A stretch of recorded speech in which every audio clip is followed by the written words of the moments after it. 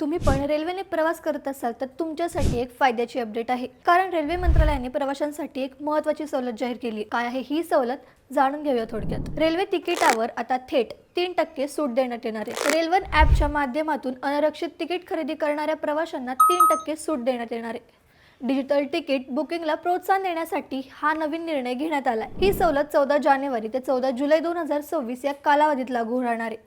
या निर्णयामुळे प्रवाशांना आर्थिक दिलासा मिळेल। आतापर्यंत रेल्वे ॲपवर आर वॉलेट वापरलं तर 3% कॅशबॅक मिळत होता आणि आता पण हा कॅशबॅक योजना सुरूच राहणार आहे। या निर्णयामुळे प्रवाशांना आर्थिक दिलासा मिळेल। आतापर्यंत रेल्वे ॲपवर आर वॉलेट वापरलं तर 3% कॅशबॅक मिळत होता आणि आता पण ही कॅशबॅक योजना पूर्वीप्रमाणे सुरू राहणार आहे। मग आता तुम्हाला प्रश्न पडेल की काय बदललंय?